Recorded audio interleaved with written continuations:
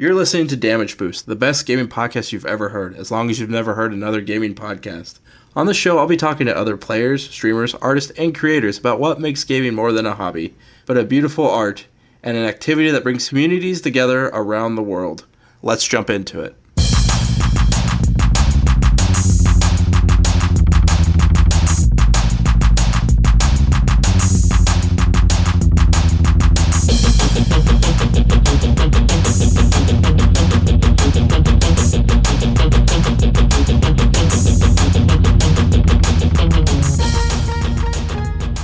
Hey everybody, welcome to Damage Boost. I'm your host, Brok Holliday, and today with me I have Sam, aka Dpadgamer, back on the show to talk a little bit about life and a little bit about being a cat dad.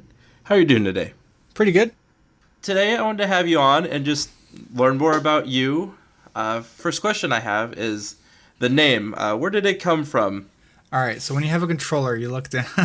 So I used to be called something really cringy that was a reference to Assassin's Creed.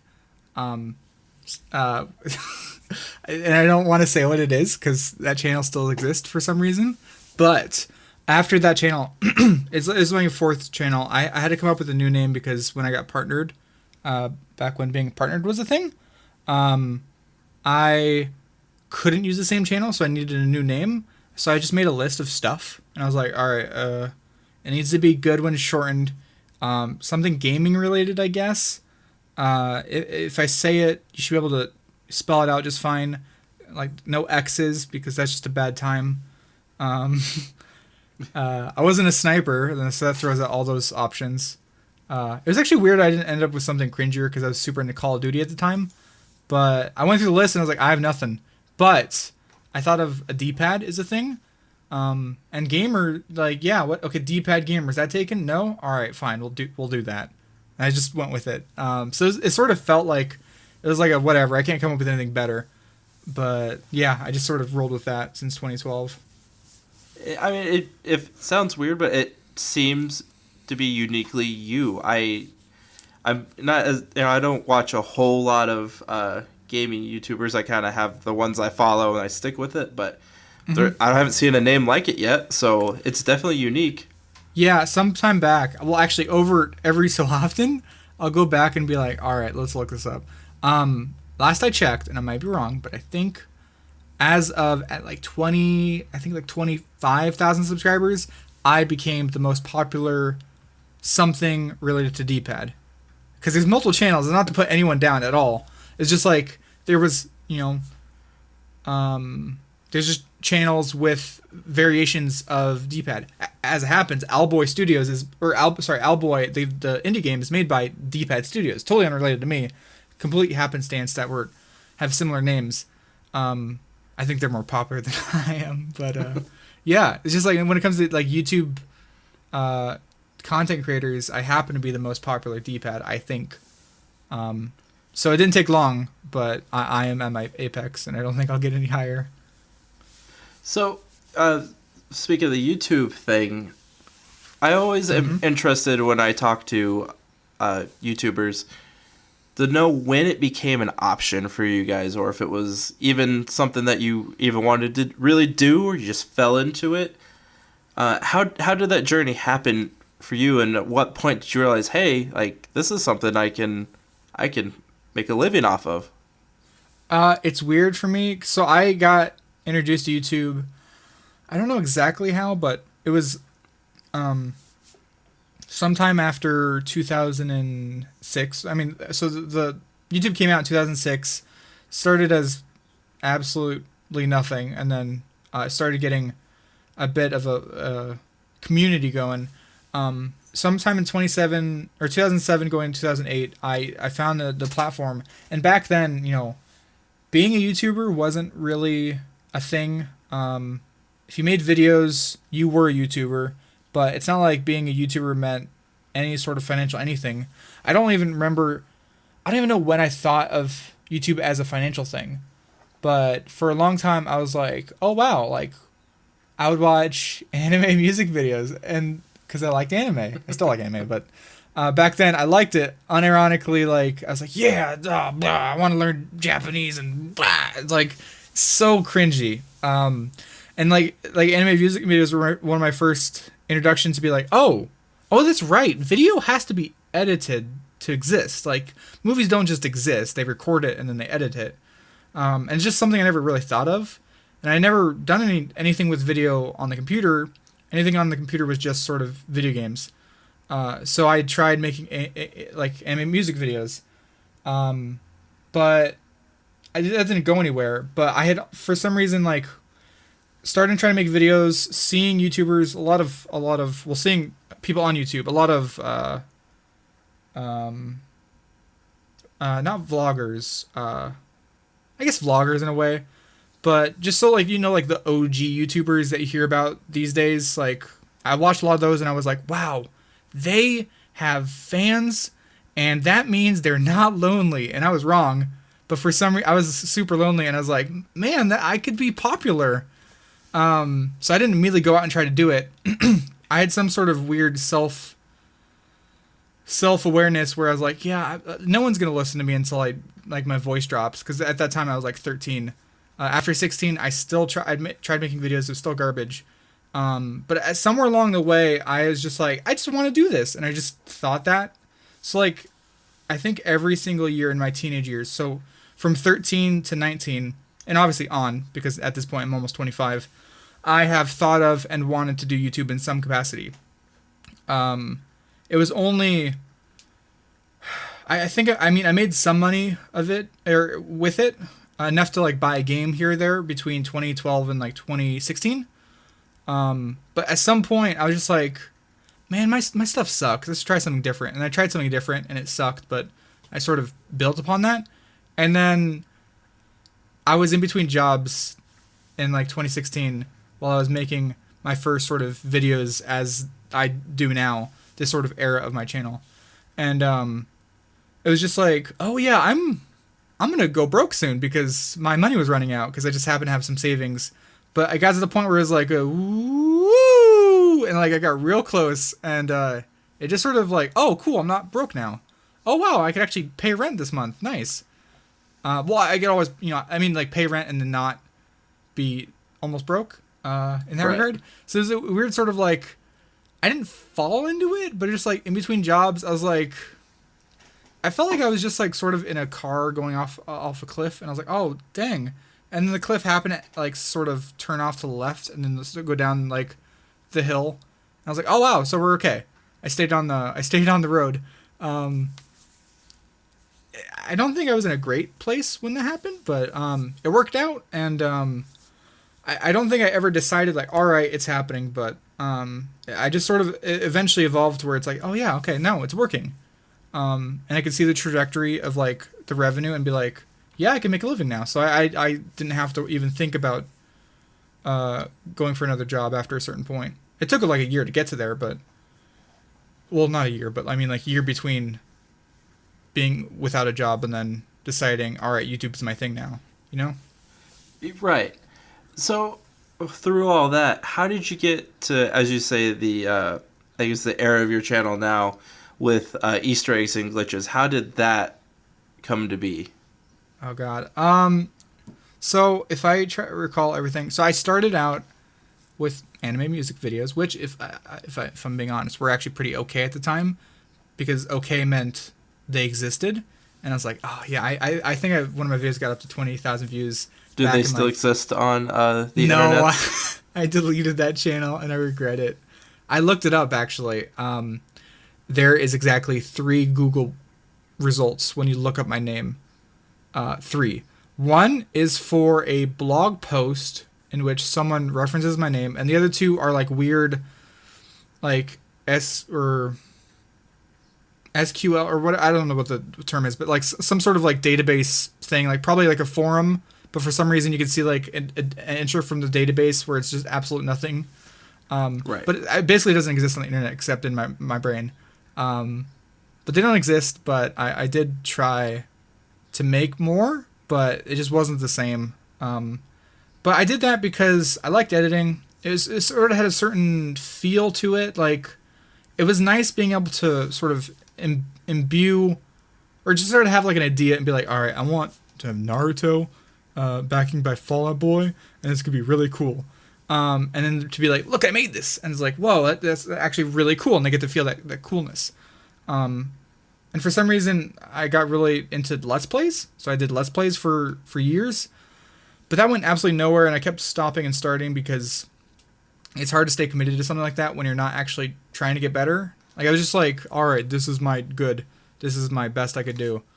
And it was only after taking a break, I saw like that there was no good videos of Banjo-Kazooie Easter eggs. Like, I've told you, Banjo-Kazooie is a huge part of my life because it's my favorite game ever. And it happens to also be, like, that is the one game, like, that is the game that made me go, okay, well, maybe I should try, like, making a script and actually, like, editing a video. And I did. And that was in 2016. And after that, I did Spore, another game, another one I really enjoyed.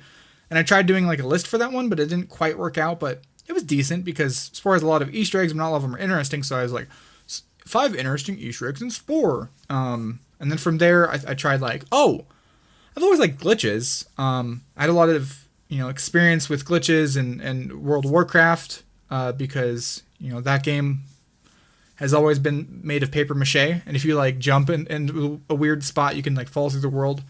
And something about that made me enjoy the idea of messing with games. So I was like, all right, I'll do some glitch videos. And then, all right, we'll try some more. Oh, okay, well, I've already done, Ocarina of Time. Let's do Majora's Mask. Oh, I've done Majora's Mask. Why don't I jump and try some, Donkey Kong? Stuff like that. And it just went on and on. So it's just like, it started with sort of Banjo, I guess, and then sort of rolled from there. And I think I just picked those topics, Easter eggs and glitches, because I just generally like them. I think it's fun being able to go, whoa, hey, Bobbert, that's a real name. Look at this. Like, you could do a crazy glitch in Ocarina of Time that lets you teleport to the end of the game. And they're like, whoa, that's crazy. And I think it's just a really cool feeling to be able to share that. Yeah, and so Banjo-Kazooie, I remember the Christmas I got a Nintendo 64. And I remember opening it up and getting Mario 64 and playing that game for weeks on Christmas break and just how it changed me forever as a gamer.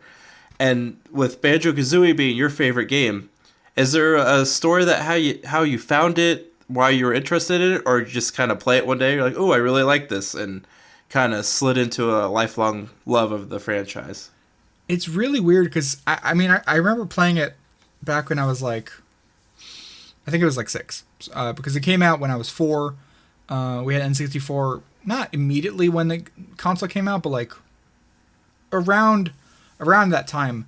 But I remember playing, I think, Super Mario Bros. On the NES for the first time after the N64 came out. So I was already like 6 or 7 or something like that at that point. I remember Super Mario Bros. I remember Duck Hunt. I remember all these games. I don't remember Banjo-Kazooie. I do remember having, I think my mom helped me figure out how to use the Talon Trot, an ability that lets you walk up steep slopes, which is required to get up the hub world from the first world to the second one. And I had no idea because you had to hold this weird N64 controller, press down one button, like move another button, and then hold the button the whole time. And I was like, oh, that's so complex. At least it was for me. But I managed to do it, and I was like, oh, that's crazy. But that's all I could really remember from that original run. And then also, I remember because I had a Banjo-Kazooie stuffed animal, which, or I guess plush, either way. I still have it. I've had it ever since then. It's been way too long. I ended up actually buying a new one, but I've yet to take the new one and display it because I need a display case for something that precious. But the one I've had, it's gone through so many, so many times I've moved house, so many different, years of my life. It's lost Kazooie. It's lost the backpack. It's lost the belt. It's faded, gross. I should probably clean it, but I just haven't bothered. But yeah, just like that stuffed animal or plush. I don't know what is the right term these days. It feels like it always changes. Through all these years, I've kept that with me, and in the same way, I've sort of kept love of Banjo-Kazooie because when you go back, it still plays really well. It's really witty. The writing is really good in a way that's like, oh, I'm a child, I'll laugh at this, haha. But also, when you play it as an adult, like there's a lot of like toilet humor that doesn't really Yes. come through. And literally, there is a literal toilet later on, so it's literal toilet humor, and I just like that. And then the music's great. Everything has eyes for some reason, which then makes it really weird when Kazooie eats every single Jiggy. Like I didn't think about that. She's murdering that stuff. I know she later like spits them up to put into jigsaw puzzles, but just a lot of weird stuff about that game. So every time I go back to them, like there's something more I could appreciate about it. And at this point, like I remember all of it, but it's like it's just gonna stay with me because it's just special, I guess. And we had talked about it a little bit off air, but one thing that struck me about it, I just recently started playing it off your recommendation, and Yeah. it just, if I love it, and I could feel once I get into it, I might start, be one of those people on the internet demanding him to be in Smash. Yeah. But like, it just reminded me how bad Donkey Kong 64 was, and how like I wish they could trade. And that's selfish because I know he's a Banjo-Kazooie, Sure. they're beloved characters, but I wanted Donkey Kong 64 to be that, and it wasn't, and it hurt me so much as a young child that game was so bad. Yeah, it's weird. So, I mean, it's weird because Donkey Kong came way before Rare even. It started with Jumpman in the original Donkey Kong arcade game. Like when they came out on the Super Nintendo, it was super awesome. And even though I'll admit, despite being Dpadgamer, with games like 2D side scrollers like Donkey Kong Country that require a D-pad, I don't actually care for them that much. I like 3D platformers more, weirdly enough. So I should be called Analog Gamer. That's Doesn't the quite big roll off the meme. tongue though. Yeah, I called myself A-Stick Gamer for April Fools, but either way, I even as a not huge fan of 2D games, Donkey Kong Country is masterpiece. It's really well made visually. It still looks great because they use this weird sort of graphics to make it happen. So you'd think, okay, really great game, going to 3D. Mario, good. Banjo, first time in 3D, but I mean, like it started in 3D. Oh, cool, it's good. Made by Rare Studios. Rare was killing it at the time. I don't know if Killer Instinct was then, but they had Killer Instinct. They had Jet Force Gemini, Banjo-Kazooie. Boom, let's do Donkey Kong Country, and they just puked out this garbage game. The level design is really like I've thought about Banjo a lot. Its movement is really good in the sense that Banjo is slow, Kazooie is fast. When you combine the two, you actually get this nice balance of speed and dexterity. The moves are nice. They feel good. It's responsive. But like with Donkey Kong, like I don't know. Maybe it was that they rushed it out. Maybe they saw, Mario's doing good. Ocarina's doing good. Banjo did pretty good. Hey, you should do Donkey Kong. And then they just spit it out. It's a very similar. I think it might be the exact same game engine because it came out only a year and a half later from Banjo. And when I was going through the glitches for Donkey Kong, some of the physics, even though I'd never played Donkey Kong 64 before, I knew the physics almost to a T because, the way, like for example, the way you move when falling off of a ledge is the exact same between the two games. They don't necessarily have the same glitches because Donkey Kong 64 has so many weird mechanics with their extra Kongs, like being able to shrink and stuff like that. But I think they just sort of recycled it, maybe. Probably didn't put a lot of effort. They're just like, this will be good. They tried their best, I imagine, but it's unfortunate. I do wish it had a better time. But to be fair, I think they've done really well going back to 2D, like with Donkey Kong Country Returns, and then that game, like, what is it, Frozen? Tropical Freeze. Tropical Freeze, yeah. Like, I think they've had a resurgence with those, so it's like, I don't think your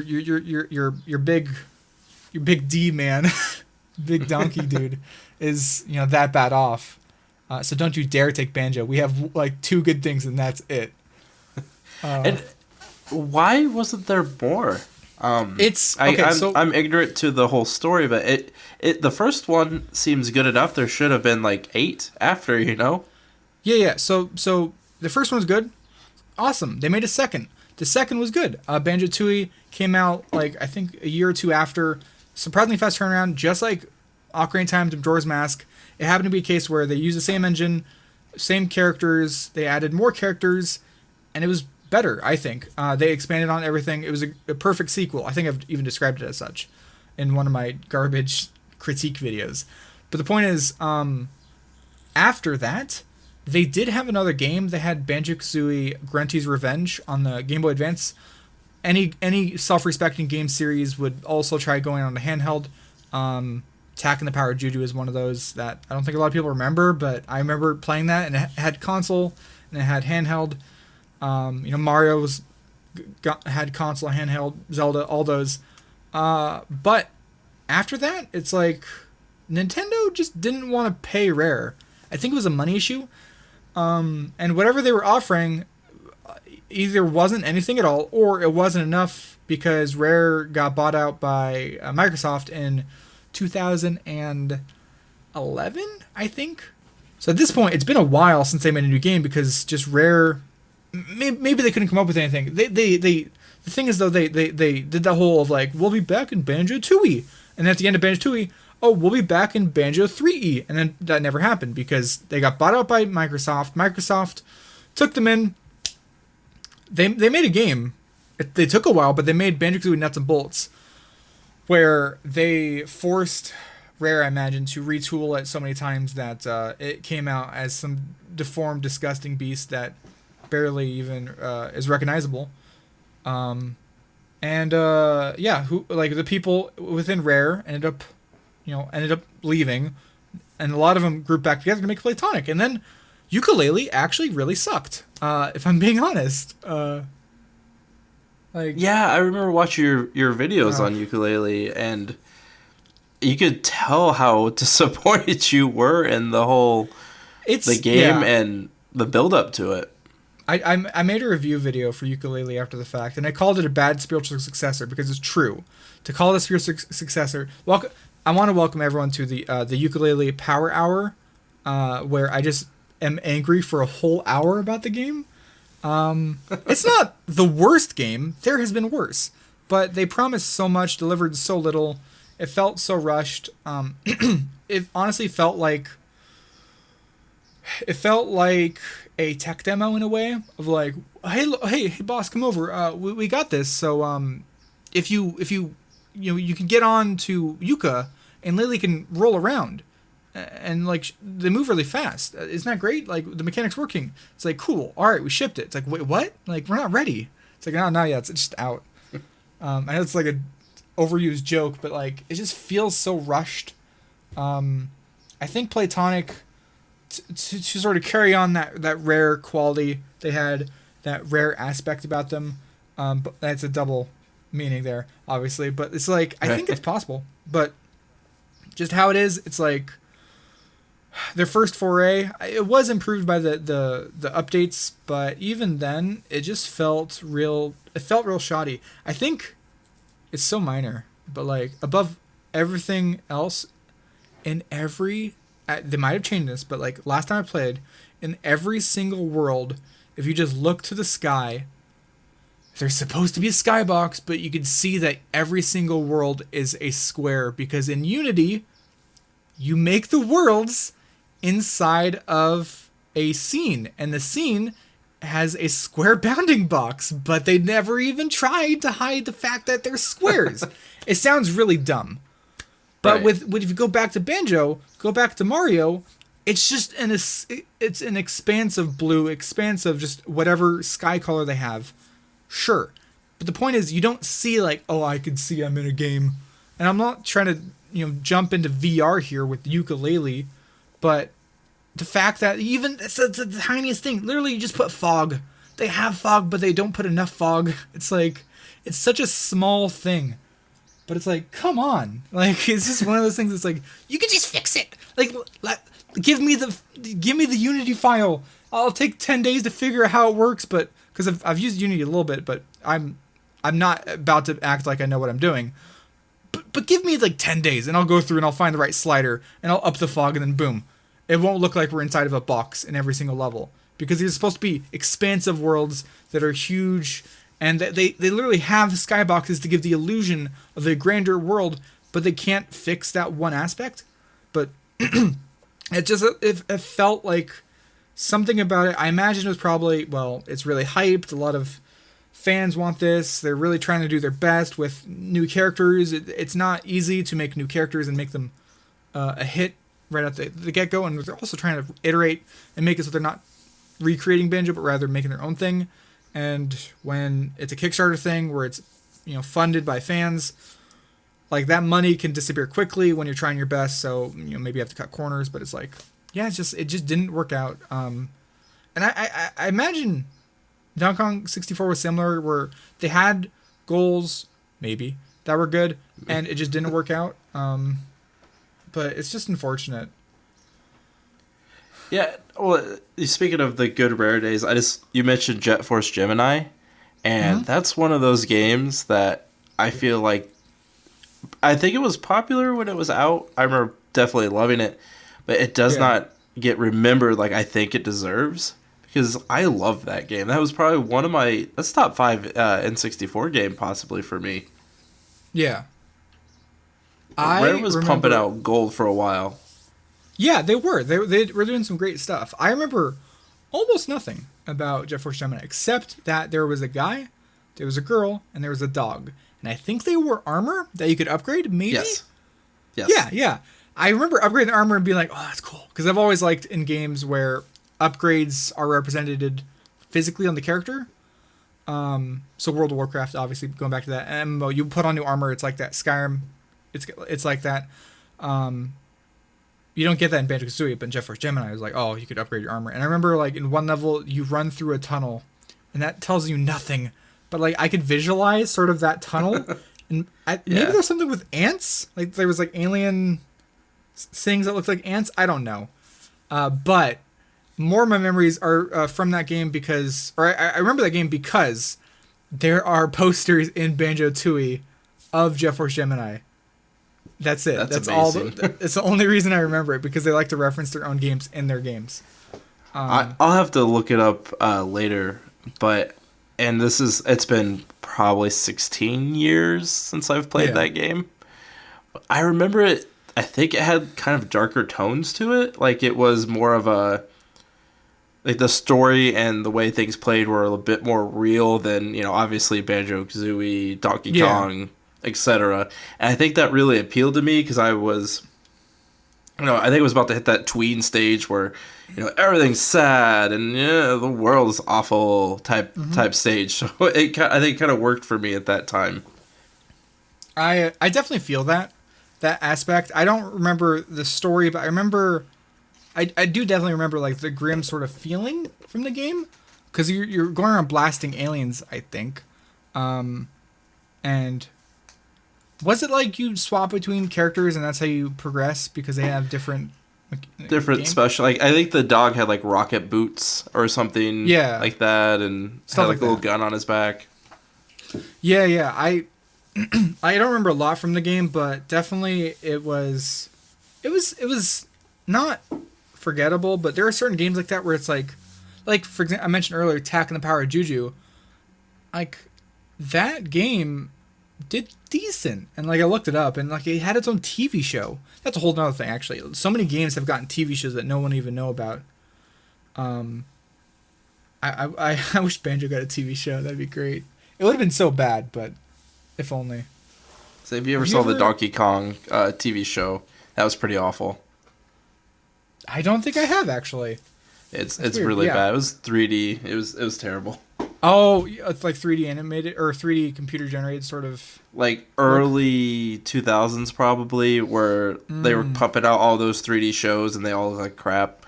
Yeah, just feed that weird, gross models into right into me. I like it. Like Tack was like that, but it was actually this sort of weird charm to it.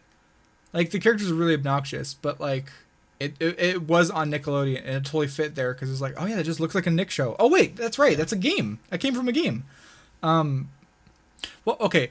Honestly, there's I could game like have you watched any other good video game TV shows? Because there's a lot of them. Good TV shows based off video games. Yeah. I do like Sonic Boom. Yeah. Do you count Pokemon as based off of a video game? Because there's definitely good seasons of that. Yeah, I guess that is the weird thing. I think Pokemon is the only one. Not to cut you off, I was just gonna say, I do think Pokemon is definitely one of those where it's transcended the fact that that's a game. It's not an anime. Oh no, it's an anime now because we have it's originally made in Japan, but yeah, like it started as a game and it just went from there. I think at this point it is its own thing because they don't have turns, they don't have items, they don't use items in the same way. Gyms are just willy nilly. But I have this weird fascination with video game TV shows. Like there was one for Kirby. I think a lot of people know about that one. Kirby. I love Right Back at Ya. Yeah, that was so good, so and I can only find it on YouTube. Like I wish I could watch a crisp version of it somewhere, but you can't, unfortunately. I think again because that was owned by 4Kids, and they never did anything good with the property. But Kirby, the way to go. It's like that. The theme song is like, something in my core. It's so good, and they've actually referenced Kirby Right Back at You. Just I think with I think Muscular DDD was from Kirby Right Back at You, and that's the first instance of it. I might be wrong there, but the Muscular King DDD from Kirby Star Allies. I think that was a reference. But either way, it's just like. There was one for Mega Man Battle Network, a game series that's already a spin-off from Mega Man. I don't care for Mega Man, but I love Battle Network. I've played every single one. The anime was just a retelling of the video games, but in a more fancy way, and it was really good. I love I think they're all Fox Kids shows, at least in my area. Yeah. Fox Kids, 4Kids. Well, I think they're on Fox Kids Mornings or whatever. Yeah. I wouldn't be surprised if that's...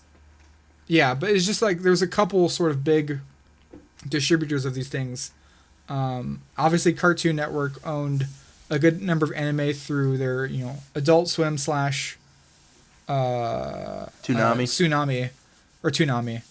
And then I think that's how I actually got into animes through all that. But yeah, it's just like they had all these different properties, and I think they were just throwing stuff and trying to make it work.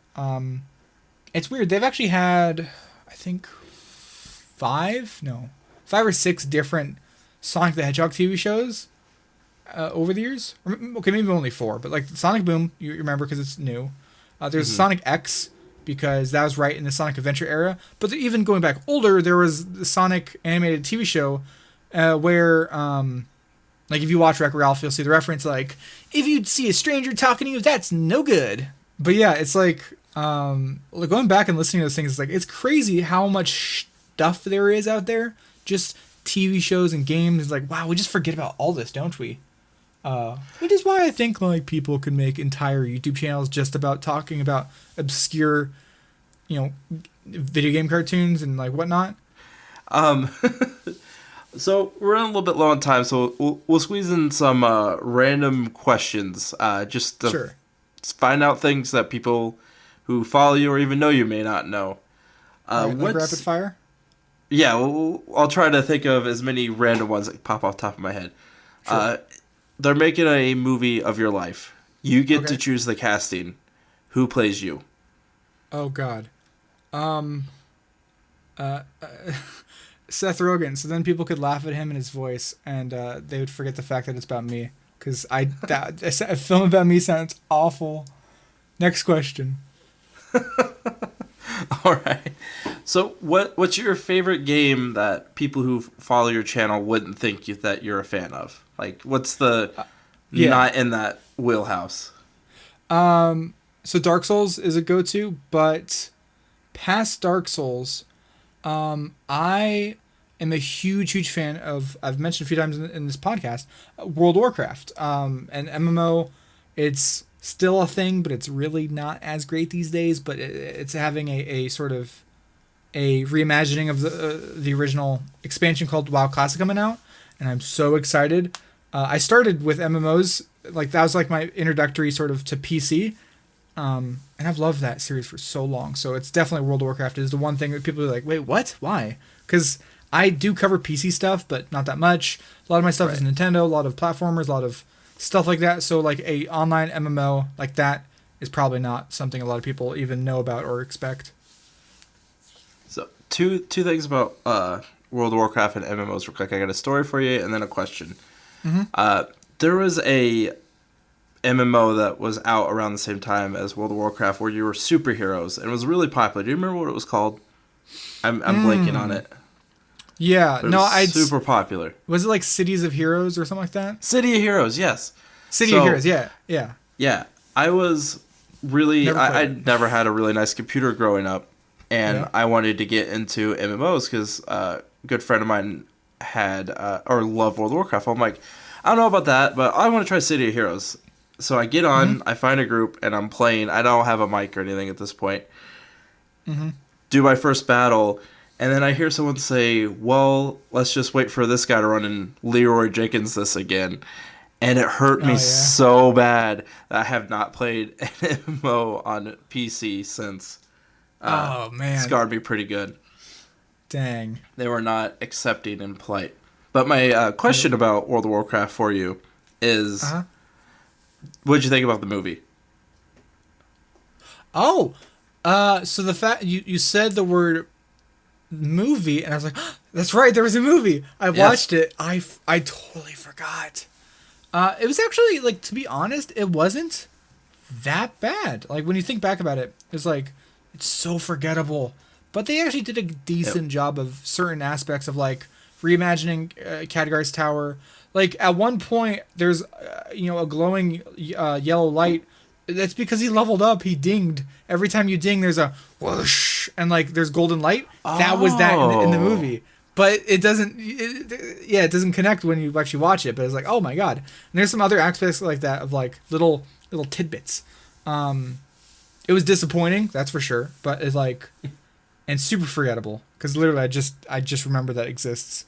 But yeah, it was not bad. I do wish it was like their full on team that worked on like all their cinematics would be given an infinite budget. If I could choose a movie, it'd be like give Blizzard an infinite budget for their cutscenes and just have a cutscene that's an hour or and a half long. Then you have the movie because their cutscenes are incredible. I'm not, like I said, I maybe played the game for 20 minutes. I thought the movie was pretty good, especially for a video game movie because there's a lot of bad ones. I mean, at some point in the Resident Evil ones, one of the directors was like, I don't want zombies in it. I hate zombies. And refused to use zombies in the fucking Resident Evil movie. How do you make a Resident Evil movie without zombies? It's like a super heroine sort of scenario. I didn't even see the last movie. And I love the games. And I liked the first few movies. They actually did a pretty good job of being entertaining and not like... Because you can't follow the games too closely and make a movie. It just wouldn't work. But being respectful, and then they just like completely just fell off the rails and just like threw in characters like, see, they're in a game, you know that name, like it. And it was they bad. Essentially made the movie version of Metal Gear Solid Rising Revengeance compared to Metal Gear. Yes. It's just so off. It's so crazy. It's like like when you look at it these days, it's just like, oh, that's right. That started as Biohazard. Like, dang. So now you got me sad thinking about how bad that movie was. Yeah, I mean, in all fairness, you brought it up. Like, that's true. It is my fault, but I tend to blame other people for my problems. We were talking about, and I want to bring this back real quick. Video game TV shows. Have you gone back and watched the animated Mario one with the former pro wrestler who played Mario and the other tall old guy played Luigi? Have you watched that any time in the last few years? Yeah, so I think it's fair use, but I used Do the Mario, like swinging your arm from Fred's side, as the outro to some of my videos for a time in like 2017. So like when I did that, I went back and rewatched it and I was like, wow, this is not good. It was so offensive. rough. it's got a lot of racist things in it. Wait, It's really? like not great. Oh yeah, I don't recall seeing anything like that, but yeah. There's a episode where they have Merlin, but because like they rip off stuff without violating copyrights, I don't remember what name they used, but they made him like a caricature of a Jewish person. Oh, like the way he talked and like he liked bagels and stuff. It was really like, wow, like I don't think you can say this type of stuff that Dang. only could I just happen thought in it the was 90s. a fun, happy, swing your arm from side to side kind of deal, not like. I mean, to be fair, like there's a lot of shows like that, like how Disney was like super racist for a time, and Yes. just everyone forgets about it. I don't think it was trying to be racist. I think it was more like Sure. the 90s were really tone deaf to being respectful to people. Because Yeah, there's and- a lot of the show that is really happy and kind of ridiculous, but still fun and like in a weird way charming. It's like when your grandma says something, you're like, "Oh, she's from a different time." Yeah, But your grandma in yeah. this case is a cartoon show. Yeah, I feel that. Man, I wish I could remember the name of the episode, but yeah, it was not great. And there's I don't know if you consider he only talked about pasta the whole show too, which to me got kind of frustrating. And then the really bad Legend of Zelda cartoon that they advertised during it was so bad. Yeah, and then better than the Legend of Zelda. Even just throw that out. The fact that for, I think the original Zelda, they had a advertisement in Japanese where every character got together and they had a Zelda rap, and then they all danced at the end. Oh, that sounds. Have you not seen that? No. No, it's incredible. It's like I can't speak Japanese, but like, and I'm not gonna try to like hum it or anything. But it's just like if you look up like Zelda Japanese commercial rap, it's so good. Unironically, it's like it's so bad that they did it, but it's like it loops back to being good again. But the point is, those old shows, it's just like I don't know. Was that considered good? Did they think it was good? Were they just given like like the budget for one person spread across 10 and just told to make a show? Like I don't know what happened.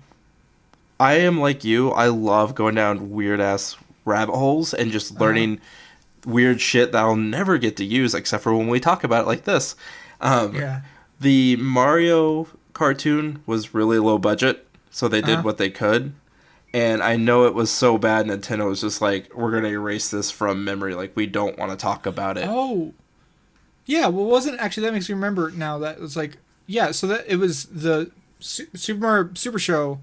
They had segments live action, I think because that stretched out the time. Because their episodes were only like 6-7 minutes, right? Something Yeah, like they're incredibly short. And then they also always advertised Zelda, which added another 2 or 3 minutes to it. So they were really, really short. Yeah. And you know, I feel bad because I really feel like the guy, they're both dead. The guy who played Luigi recently passed away, I believe. Yeah. But they were trying. The material was god awful that they were given, and at times like cringe, sure, very cringeworthy. And I felt bad. They were trying, I feel like they get kind of blamed for it, but it wasn't their fault. Oh yeah, no, I would say it's definitely not right to blame. I would never say, in very few specific exceptions, never blame the actors for a show being bad if it's clear that it's bad from top to bottom. Like that one is like, I imagine they probably only had like they probably had a fraction of the normal amount of time to storyboard each episode, and you know it was so short. I wouldn't be surprised if they only had a few animators on it. Like this kind of thing where it's like, all right, we have this property, it'll work. Just do it. And it's like, well, but what about no, just do it. It's like, okay. It's like, oh, great. Now we have 5 extra minutes. So just get up on there and just sort of dance around, say stuff. But I was going to say, you mentioned how like, oh yeah, you always talk about pasta.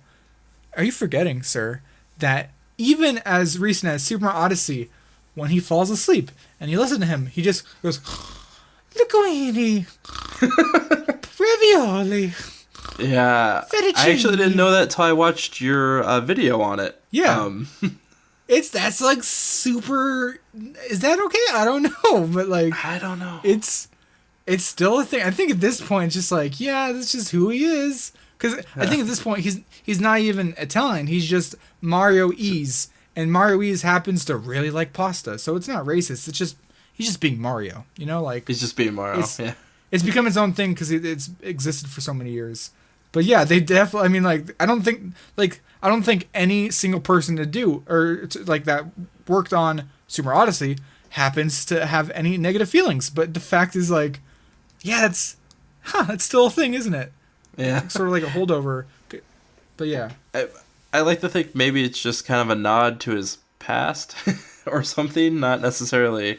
Well, I guess it's not really problematic, though. Well, if you read my comments, every time he jumps and he says "Wahoo!" that's a reference to the original Mario because literally nothing can be its own thing. It's always a reference. Yeah, like that specifically is a reference because he would talk in his sleep. But he's talking in his sleep, I think, since Super Mario 64. He didn't. I think in every game since every main platformer, and it's always been weird. You talked about everything being a reference, and so I can't not remember the name of the subreddit, but there's a subreddit that's basically like shitty explaining movies, and it's just like really it's shitty movie details. Yes, my favorite being the Pet Cemetery being spelled wrong, and this is a reference to that kids are shitty at spelling. Yeah, and I it's like if you look very closely, you could tell that. Like I don't know. It's like, oh, you can tell if you look very closely that Bumblebee, the movie's named that because the main character is a car whose name is Bumblebee. And it's like, yeah, definitely, me too. Thanks. The formula for that sub shouldn't work every time for me, but it does.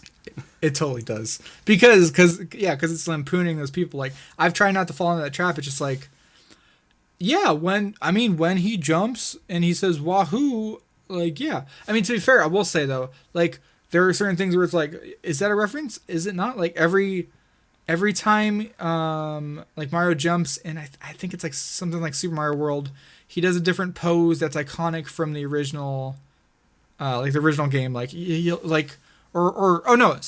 Super Mario Odyssey, every time he collects a star, he does a pose. Each pose is a reference to one of his original things. Like, he does the jump, like, where, like, you know, right arm up, left arm down, two legs spread apart, and it's like that like iconic sprite from the original game. Mm-hmm. He does that pose. He does one pose where it's like from like I think Super Mario Sunshine, stuff like that, where it's like they reference it. So like, is that just them making animations? Is it a reference? Is everything a reference? Is life a lie? I don't know. But I just love that subreddit because it's like, yeah, some people just go a little too hard, a little too crazy. Like, I'll get comments of just like, oh, you didn't notice how Luigi's last name is Mario because it's a reference to the name of the series. And like, oh, yeah, it's cool. Uh-huh. Wait, so canonically, is he Luigi Mario? Canonically? Yeah, sorry. I think canonically, I think he is Mario. I don't know why, but yeah, I think that's true. It's weird. So not to go down another rabbit hole, but that bit from the live action movie, I'm Luigi Mario, I'm Mario, and they're like, oh, this is so funny, still pisses me off to this day. Don't know why, but god damn it. Wow, the fact that you didn't say the whole movie, like that's crazy to me. I see. What about the fact that Toad was like a dinosaur, like, and they stabbed it for some reason? Oh, well, and the Goombas. What the hell were the Goombas? Yeah. It was a bad time. Random movie fun fact that's in my brain: the boots that the Goombas wore from Super Mario were the same boots the prisoners in Face Off are wearing when they're on the Super Max prison on an island. Huh. Yeah. It's interesting. Not related. In Super Mario, the original, if you read the pamphlet, which back when there was pamphlets with every single game, the booklet, there was a description of the stuff. They described how Bowser stole Peach and turned all the citizens of the Mushroom Kingdom into blocks. The same blocks that you end up breaking in every single world. So he was a murderer. But is it murder if they're already dead? Like, if you... Well, that feels like a justification at that point. It's like if you hit a mummy with a bat, you're not going to go to jail for that, right? Like, because they're already dead. Well, I mean, do you Do you just like uncover mummies and start hitting them, or is it when they're walking at you in a threatening manner? I'm just saying, like, they were just sitting there minding their own business, and you're like, I gotta get those points. It's like Undertale. What? It's a spoiler, but it's like, oh yeah, I'm just getting some like, I'm just getting some level of violence up. Well, if the mummy had coins in it, yeah, I would try to hit it open and get the coins out. Unless you're trying to avoid coins, in which case, don't kill the people. Yeah. With that being said, everyone go watch Nathaniel Bandy's videos. Yeah, there you go. To bring it back around before we end it, I really, you got me thinking about now, I would love to do a whole episode of this podcast about video game, TV shows, and movies. Yeah. Because there's not a lot of good ones that we could be proud of. I think, like we talked about, there's only, like, Kirby right back at you. No, I think the only one you can get away with without the collective internet being angry is Pokemon, because it started as a game, but it's become its own thing over all these years. And it still follows the game, like they change like regions every time to follow the generations. But it's like, yeah, there was I remember thinking about this for movies, and there was some game, and I was like, oh, that was it. But like I totally forgot. Like, but yeah, there's been. I think it's key that like for a video game movie to work, it can't seem like a video game, which is so counterproductive. Like you think like a game like Mass Effect, it's so story driven before the third one, and like it was good. It's like why not turn that into a movie? Like oh, it's like they just don't try to make good movies. They go and make the Sonic. Oh God. Yeah. So on that note, we'll probably have to end it for the day. Sorry to end it on such a downer, but so where can people find you? YouTube and Twitter at Dpadgamer is my name. All right, that's where I'm at. And I am at Brok Holliday 11. Be good people.